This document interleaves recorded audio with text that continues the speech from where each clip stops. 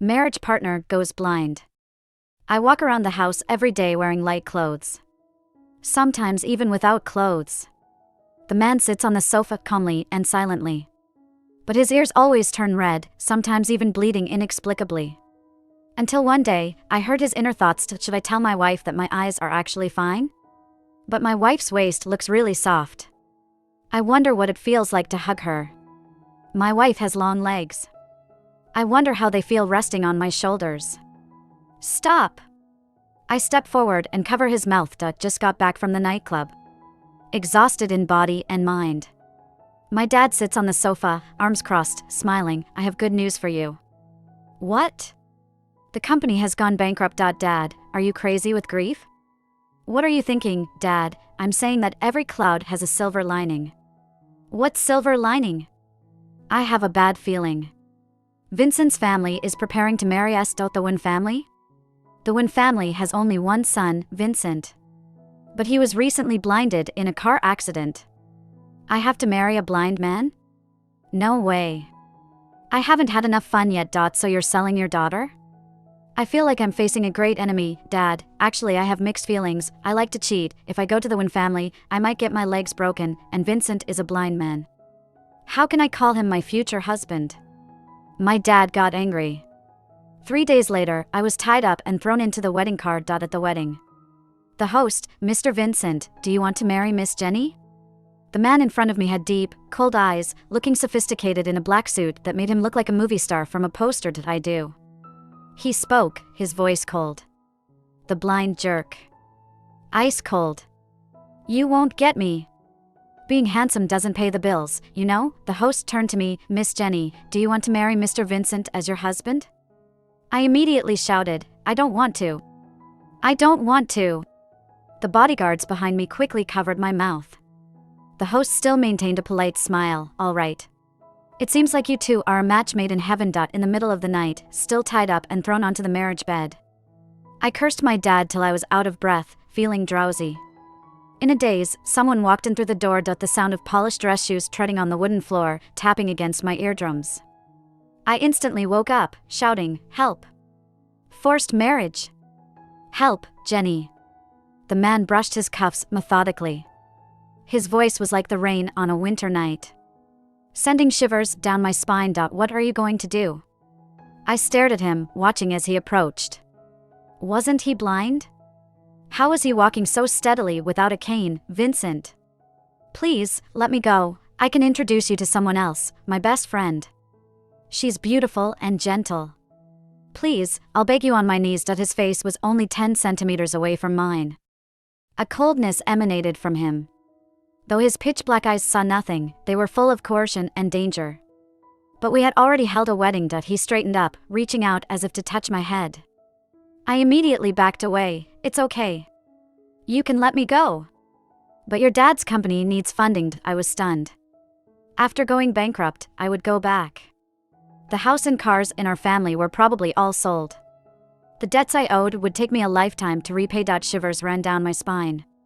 My face immediately changed. Oh, I was just kidding. I am actually very willing to marry you, after all, because you are so rich. I sneered inwardly. Just get married. I'm just freeloading a husband. Once my dad's company recovers, I can leave, right? I quickly rationalized. I didn't struggle and smiled at Vincent. All right then, honey. Vincent stiffened for a moment. Don't call me that. Oh. Too bad, honey. Suddenly something came to mind. Since this is a marriage, we need to establish some rules. You can't touch me. I sleep on the bed, you sleep on the couch. There's a guest room at home. Vincent reluctantly rubbed his forehead. Fine. You sleep in the guest room. The next morning, I found out that Vincent had already gone to work. How could he work if he couldn't see? Just as I was thinking, I felt hot all over. The air conditioner temperature showed it was already 39 degrees Celsius. I searched everywhere for the remote. Where is the remote? Hey Siri. Turn on the air conditioning. No response. I got angry. Losing my mind, I stripped off all my clothes and lay down on the sofa.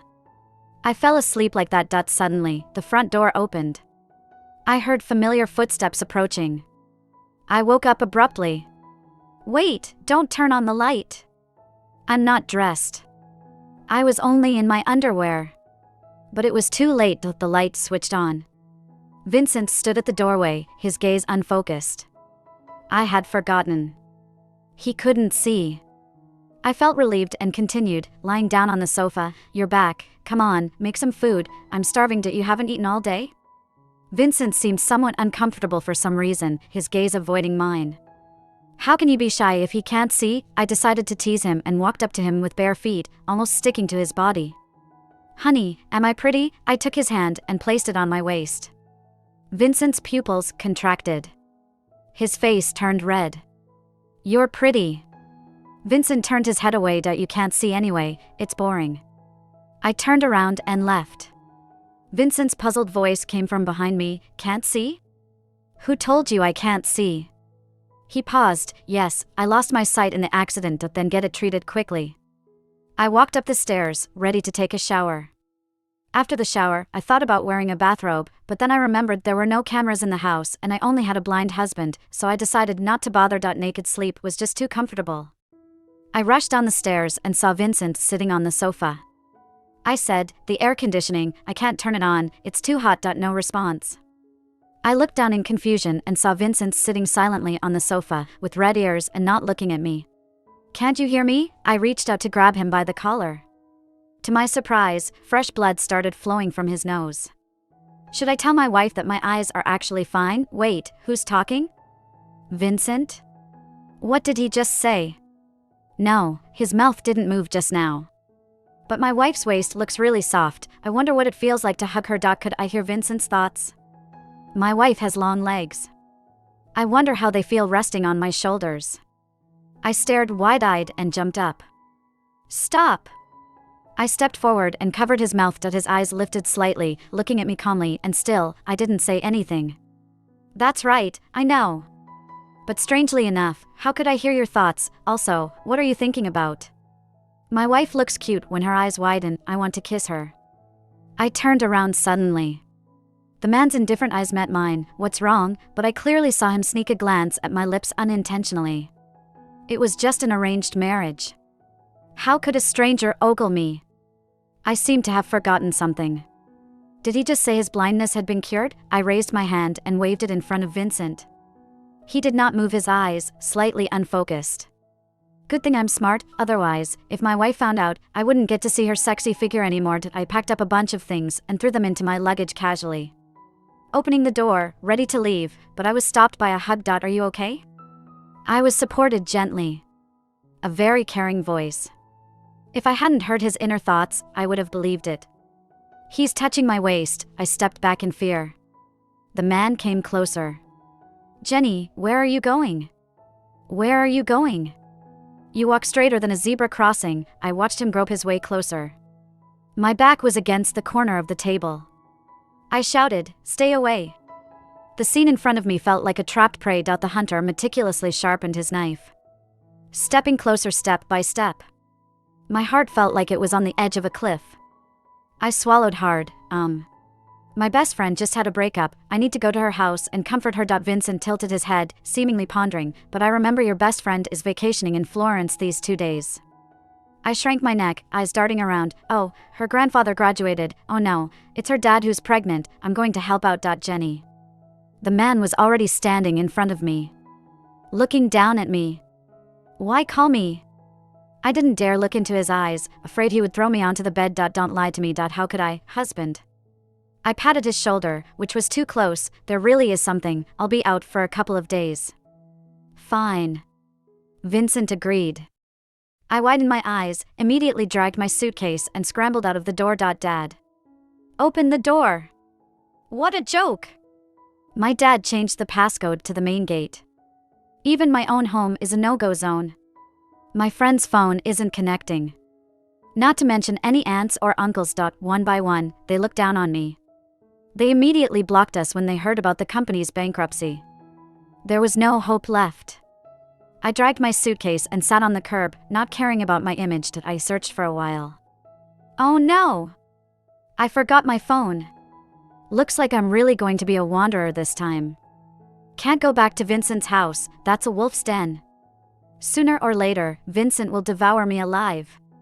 I must preserve my chastity for my future boyfriends. A little dog wagged its tail, carrying a plastic bag with bread in it, happily passing by me. Maybe it was a donation from a kind soul. I shouted out loud, "Stop." The little dog turned its head and blinked its watery eyes at me, as if asking what was the matter. Seeing the look in its eyes, I suddenly felt guilty. 10 seconds later, I was eating half a bread, and the dog was eating the other half in my arms. I felt frustrated. Now I could only compete with the dog for food. Vincent. It's all because of you. My dad doesn't want me anymore. Tears were welling up in my eyes. The dog licked me, as if trying to comfort me. Get lost. Go away. I pushed it away, but the scruffy little dog wriggled back into my arms. A fallen rich girl wandering the streets. It was impossible to find work. I would rather be arrested and sent to prison. At least there would be food there. People's words would be more pleasant to hear. Starving all day, I finally gave in. I found a job as a waitress in a bar, with the little dog following me around cheerfully. Did you hear? Vincent's newly wedded wife ran away. I know. Vincent's face was as dark as the bottom of a shoe. Vincent is so good, why would she run away? Couldn't bear it, young girl. Who knows, but judging by Vincent's expression, I bet if they catch her, she'll be tied up at home. I shivered all over. Just then, a familiar figure entered the bar, holding a phone and asking, "Have you seen this girl?" Vincent's people. I immediately stopped serving the drinks and tried to run. But the person at the booth behind me persisted, "Where's our drinks, waiter?" You, the skinny one who looks like a praying mantis. My arm was grabbed, "Where's our drinks?" Why do you look so familiar? I was anxious to escape. As I tried to run, I kicked out with my foot and then turned and ran. Jenny. I recognize her. Quick, catch her. Vincent will reward us handsomely. Vincent. You scoundrel. I ran to the narrow stairway, shouting as I went, "It's all because of you." I feel like I'm a wanted criminal now. The ill-fitting work uniform hindered my footsteps. I tore off the tight skirt in a swift motion and ran down the stairs. But as soon as I turned a corner, a hand reached out and firmly covered my mouth. Simultaneously, I was pulled by someone. "Caught you," a low, hoarse voice resounded in the empty, dark stairwell. The sound was chilling. I found myself being tightly embraced by a tall, warm body, as if being embedded deep into my bones. "Stop, Vincent," I tried to shout, but my chin was held up and I was told, "Be good, it'll hurt if you struggle." Next moment, he kissed me fiercely, biting my lip as he did so. I was kissed into weakness, unable to catch my breath. My hands, which had been resisting, gradually fell, giving the appearance of compliance.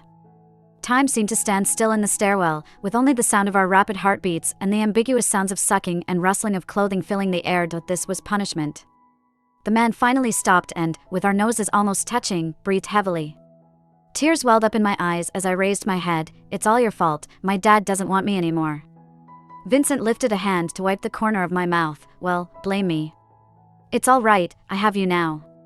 Upon hearing this, I instantly snapped out of my daze. "Why did you kiss me?" I struggled to break free and moved backward. "Your eyes were never really injured. You lied to me." "Oh, you found out." Vincent glanced at me, unfazed. "You pervert. My underwear was exposed by you." "So what?" Vincent rose to his feet, his tall figure looming over me. "We are married, after all. But I don't like you." "It doesn't matter, you'll eventually come to like me." Vincent walked up to me, squatting down, and held my chin, looking down at me with his dark eyes like a deep lake. Vincent loosened his tie from around his chest and wound it around my wrists. Then he picked me up. "We're going home." "Wait. Can I sit next to the driver?" I politely spoke up. Because even in the car, I was still held in Vincent's embrace. His scent enveloped my whole being. Who could withstand it? No, you can't. Vincent lowered his head and ran his fingers through my hair. His lips began to descend, as if to kiss me again. I immediately turned my head. I saw my skills. Not my body. "Give it up, too bad." Vincent's tone was melancholy, but he didn't try to kiss me again. I tried to listen for any signs of his thoughts. How come I couldn't hear his heartbeat anymore? What was this man thinking? Lost in my thoughts, we arrived home. I was still being carried princess style by Vincent into the house. Don't run around like that in the future, Vincent paused. Your father. Don't mention him to me. I grew angrier the more I thought about it. Am I even his real daughter anymore? Ever since my mom passed away, he's been unbearable. He even sold me to you. The more I thought about it, the more wronged I felt. I sobbed, and I still have to compete with a dog for food. Vincent fell silent for a moment, seeming to have something to say, but he didn't speak. He just pulled me into a hug. It's okay, from now on, you can try to rely on me. Rely on you? I might as well rely on my little dog. At least the dog isn't as twisted as you, I thought to myself. It seemed like there was no escaping now. Working as a waitress in a bar, roaming the streets, I might as well stay at his house honestly. At least there would be food and drink. I had made up my mind.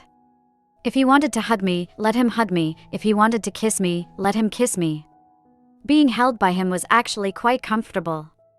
Before long, I fell asleep. I must admit, he was quite skilled in kissing. As we kissed, he sat in a chair, casually pulling me onto his lap, and I hooked my arms around his neck. At night, as I drifted off to sleep, I suddenly felt hot. I woke up and realized that the air conditioning in the master bedroom was broken. Then I'll just sleep on the floor. It'll be cooler. 10 seconds later, my back ached and I sat up, unable to bear it. I pushed open the door to the guest bedroom and was met with a cool breeze. Ah, comfortable. Jenny? The man in the bed woke up, fumbling to turn on the bedside lamp. What's wrong? Today, I checked feng shui with my phone. And it said the master bedroom's feng shui is bad. Let's switch rooms, you go to the master bedroom. Before I could oppose, I pushed Vincent out of the room and locked the door. Air conditioning, here I come. But before I could celebrate for 2 seconds, the locked door suddenly shook. I heard the sound of a key being inserted and turned. Before I could react, the door swung open. A figure walked over to the bed. Jenny? I buried my head in the blanket, pretending to be half asleep. I'm tired, stop fooling around, go back to sleep. The next moment, the bed sank slowly. I was embraced along with the blanket. Roll over. I struggled hard. How could I sleep with a man? This was my bottom line. Wait a minute. This is actually quite comfortable. I lifted my legs and rested them on the man's waist, snuggling in his embrace like a doll. It felt incredibly secure. It had been years since I felt such a comforting hug after my mom left when I was 5. All right, let's just hug for one night. I mumbled a couple of words and fell asleep soundly. Unaware of the smug smile on the man's face in the darkness, I slept until 7 o'clock. Vincent was no longer there. I went out to walk the dog, play with the cat, and joined the old man in practicing Tai Chi. Girl, don't learn this from me, I'm afraid. I was stretching stiffly, kicking over a railing, and then propped it back up. When I looked up, I suddenly saw a familiar figure. Tall and slender, dressed in a black windbreaker, he was smiling warmly and charmingly chatting with an old lady by the roadside. But when he turned and saw me, his smile disappeared. My heart raced. My feet moved unconsciously to follow. Alan. Alan. The man reluctantly stopped, glancing coldly at me. What is it? I clutched my clothes tightly. How have you been recently? Thanks to you, not bad. Alan furrowed his brows, taking a step back. We haven't seen each other in a long time. Can we have a meal together? I mustered up the courage to look at him. Alan was the guy I had a crush on for 4 years. Unfortunately, he also liked someone else. After the college entrance exam, he asked me to deliver a love letter to that girl. The next day when I tried to explain, but the girl had already gone abroad. Alan heard somehow that I had a crush on him, so he destroyed the love letter. If it weren't for you, Wendy would have stayed. I bit my nails and kept apologizing. I'm sorry, but I really didn't tear up that love letter. Enough. Alan cut me off. We shouldn't see each other again in the future. I'm sorry. I was so stupid that all I could say was this, but it didn't prove my innocence. Are you still holding a grudge against me? Seeing that Alan didn't immediately agree to my dinner invitation, I started to panic. But that love letter. However, Alan interrupted me coldly. Approaching to grab his hand. Alan. Let go. He shook off my hand as if in disgust. I fell to the ground, and when the man just paused for a moment, looking back coldly, he left without a word. I sat on the ground for a long time, until a figure stood in front of me. Are you hurt? The man's frosty brows suddenly furrowed as he squatted down to lift me up and took me home. It wasn't until I was laid on the bed that I realized, Vincent, why aren't you at work? The man in front of me lowered his head, gently blowing on my wound. Oh, I forgot my documents.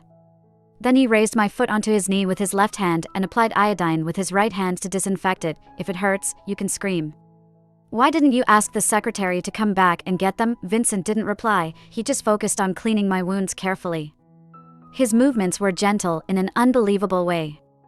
Looking at the seriousness in his eyes, my heart suddenly felt strangely bitter. I didn't destroy that love letter, Vincent. Do you believe me? The man paused for a moment. I believe you. Vincent and I were high school classmates for a year. It was during the time when I pursued Alan aggressively. One time, I fell into the water. Someone saved me and left. When I woke up, I searched everywhere to find out who saved me. An old lady said she knew. It seemed like it was Alan.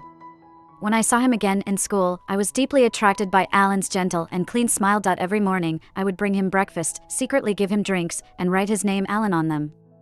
Every time, there was a different sweetness in my heart. But I would always be taken away by his brother. Look at Jenny, what an ugly name, but Alan seemed to only see me as a friend. It was only until that love letter. We couldn't even remain friends after that. I lowered my head in disappointment and wiped away tears that weren't there. Vincent sighed, and then he hugged me and said, Jenny, what should I do with you? Suddenly, my best friend called me frantically.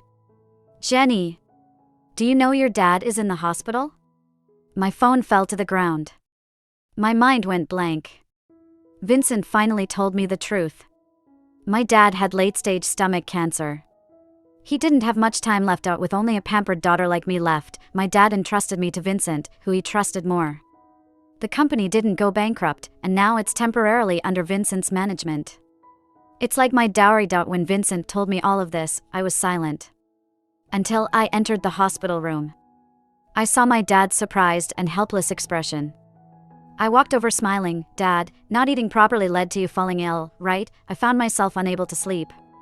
At night, I lay awake staring into the darkness. Vincent would hold me, kiss away my tears, and say, Don't cry, I'm here for you. Let those tears out, my father deserves it. He never found the right class to attend my parent-teacher meetings, showed up in the wrong grade when I was in the 11th grade. Once. After finally finding the correct grade, he went to the wrong school. If my mom were still around, she would definitely give him a scolding. On the day of my college entrance exam, he kept urging me to finish quickly, saying parking fees were expensive. Even if I didn't pass, he would hand over the company to me. Vincent hugged me tighter. Jenny. Every time I woke up from a nightmare, Vincent was always there, saying, Jenny, I'm here. He would pour me a cup of hot water, watch me drink it down, and then gently wipe the water droplets from my lips. Go to sleep. He hugged me again. In the darkness of the night, I watched Vincent sleeping peacefully, with furrowed brows and a tired face from the constant running between the company and the hospital. I began to question if my presence was right or wrong. Dad, how are you and Vincent getting along? My dad leaned against the head of the bed, eating the apple one peeled for him, looking all curious. It's all right, I guess, I replied. You two better hurry up and give me a grandchild, got it? My dad started handing me the peeled oranges. How is that even possible? I exclaimed. I'm so beautiful. Born with good looks, a good personality, with suitors circling the globe twice a year to chase me. I stood up dramatically. You have no idea, Vincent is so clingy, always afraid I might get kidnapped. He's always around, hugging and kissing me. Oh, it's really annoying not knowing when to stop. What a worry! As soon as I finished, I noticed my dad looking entertained. Sensing trouble ahead, I turned around, and there stood Vincent behind me, arms crossed, calmly watching me. Clingy? Always hugging and kissing me? Not knowing when to stop. I awkwardly chuckled, I'm just messing with my dad. When I got back home that night, he held me down on the bed, kissing me as I laughingly protested, I was just joking. Vincent, let go. As my dad's health gradually improved, he mentioned that if I genuinely didn't like Vincent, he could find someone else for me. I hesitated before replying, let's discuss it later. While picking up medicine, I ran into Alan.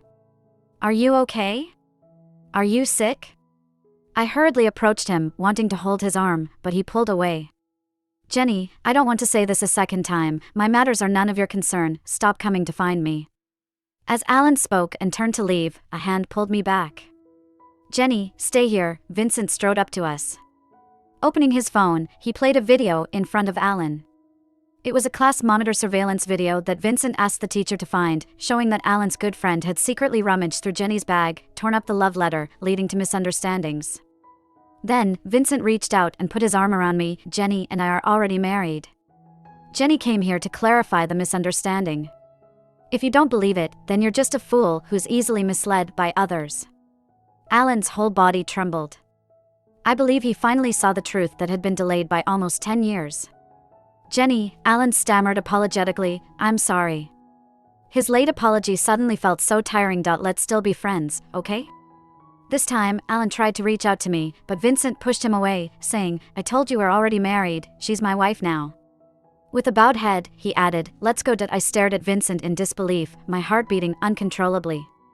When I got back home, the realization hit me, and I turned to thank Vincent. "Thank you. No need." Vincent glanced at me, then unexpectedly pulled me close, lowering his head to kiss me, saying, "Consider it a gesture of appreciation." I felt a sudden sting, pushing him away. "I'll go back to my room first." Oh no. I think I've fallen for Vincent. I texted my best friend, excitedly sharing, "Sometimes he's so handsome and authoritative." Suddenly, I saw a message pop up in a group chat with my name mentioned. My heart skipped a beat as I clicked on it. Wasn't Jenny the one who fell into the water before? "Yeah," she said, "Alan saved her. But my grandma turned out mistaken. She saw Vincent at the hospital today and mentioned this guy who saved a girl who fell in the water." My mind became clear, yet a deep sense of absurdity and collapse filled me. I had liked Alan for 4 years, thinking it was him all along. It had been a misunderstanding. It was always Vincent. How intertwined our destinies were. From an early stage, a wave of clarity swept over me, realizing that everything had been wrong. I had pursued the wrong person. In reality, it was Vincent who had been there all along. Could I now really start liking Vincent again? Absently holding a stuffed toy, Vincent walked out of the bathroom just after his shower, shirtless. I stole glances at him, feeling awkward.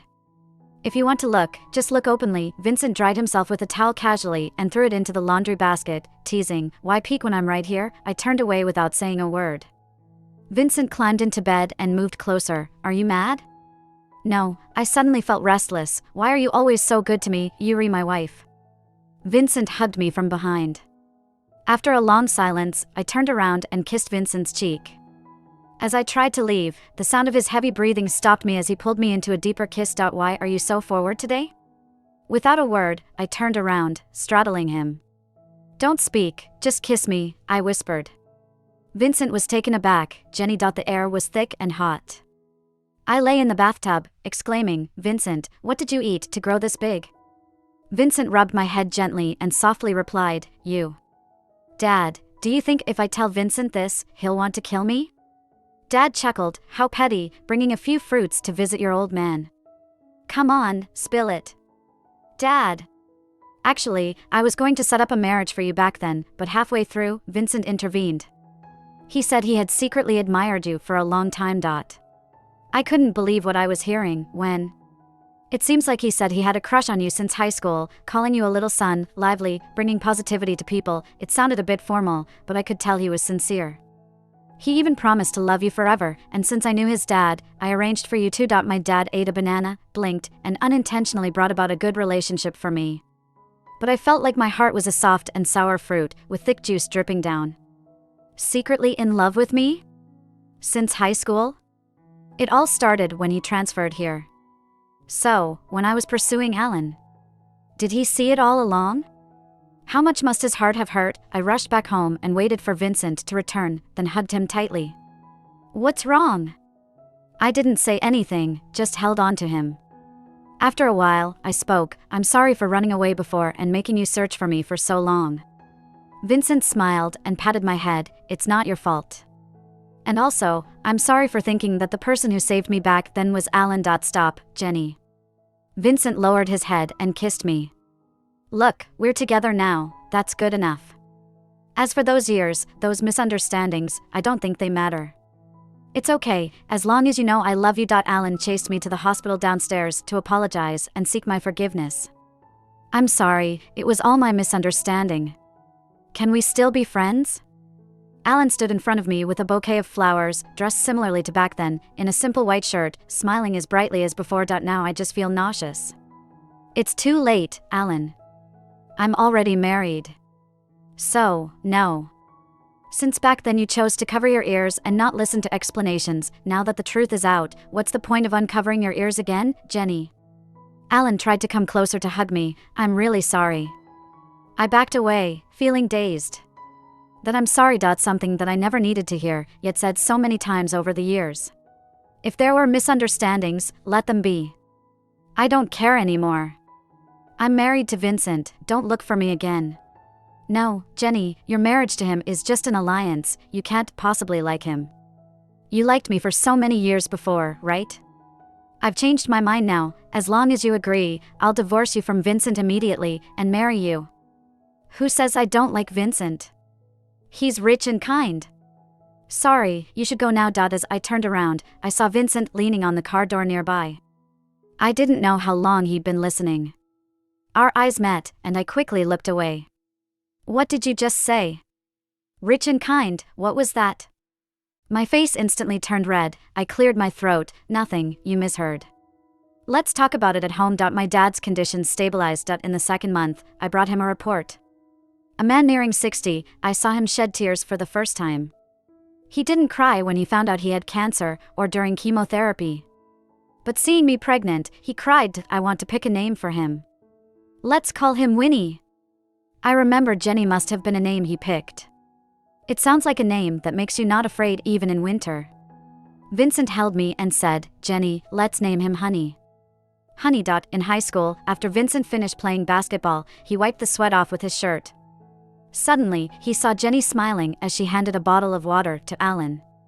Vincent suddenly felt thirsty but refused all the offered water. He just wanted to be alone. If he wasn't given water, it was fine. Good luck, classmate. Right before the sports day's 1,000-meter race, Jenny handed him back his number tag, waved, and cheered him on, encouraging him to do his best. If you're too tired, don't push yourself, take a break, Vincent smiled. Everyone told him to fight for first place and bring glory to the class. Unexpectedly, there was someone considering him as well. All right. Vincent stepped onto the track. He glanced into the distance, the sunlight just right.